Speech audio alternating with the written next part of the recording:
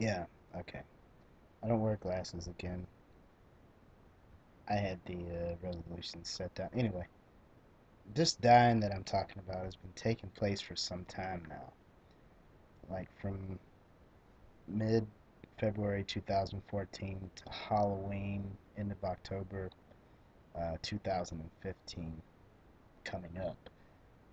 Pluto, the planet which symbolizes death and transformation in astrology, transiting through Capricorn and squaring Uranus, the planet of revolt and sudden surprises in Aries. Taking into account that Pluto hasn't occupied the space it occupies currently since the birth of the nation in 1776, and any planet returning to its natal position in a horoscope marks a key point in its planetary cycle, Pluto taking 238 years in this instance, where the Sun only takes one, of course. It's fair to say America has reached a milestone now in this current age. And with Pluto and Uranus now tensely squaring each other, 90 degrees, as well as forming a grand cross, which is this and this, with the Sun, uh, the Cancer Sun, July 4th coming up here. I figure it's appropriate to make this video.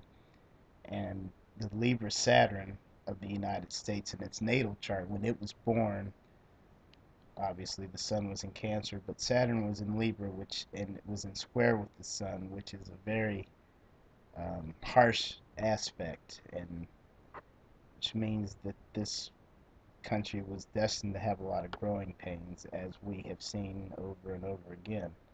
Civil war, civil rights, whatever it's going on right now. Um, it's fair to say the transition that the nation is experiencing is a painful one. Many people and entities are born with Pluto opposing their sun, but few entities live long enough to see its return. This aspect works as a force of creative destruction, eliminating what is old and no longer functional, so that the new and the functional can take its place, and the effective, it can be reborn in its place. Now, regardless of what you think of astrology, I mean, to me, it's reassurance that the universe is not just accidents and chaotic bullshit, and that every single living thing and event serves a purpose in a larger scheme that no individual can fully grasp alone. Few would argue that America is going through a particularly tense period right now, as touched on in my novel, The Waterbear, Sam Haines Shake, Book 1. I will recite a little passage here for you. I looked over to the television set above the bar and saw a big black man getting pinned to pavement and choked to death by three white New York cops.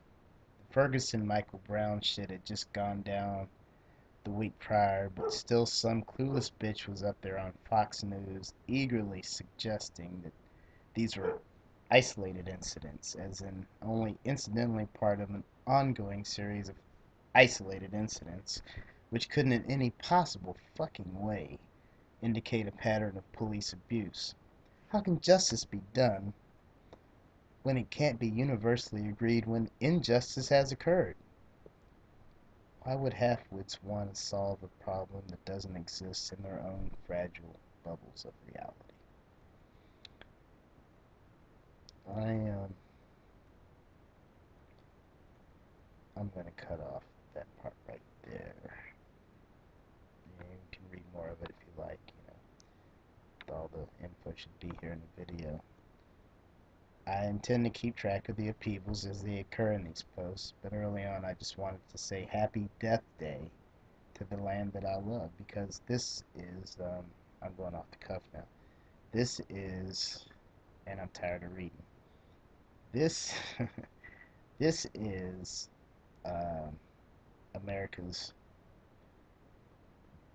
death, and it's its first death, which is why I entitled the article "The First Wondrous Death of America." Um, the Sun in opposition to Pluto when it was born, and Pluto being the planet of death means that, and the sun being pretty much the center of the life force. So the life force of this country has always been in direct opposition to the planet of death and destruction and rebirth. And seeing as that's the case, the situation, it will never, it will never change. But America will continue to be reborn in a better way. It's just gonna always be painful. I imagine, I guess other countries have an easier time of it. I don't know. I haven't done their charts, but what to say? I'm very optimistic because I don't believe anything happens accidentally, and I don't believe that we were put here to um, fail as individuals or as an entire race. And I'm not, when I say race, I mean the human race.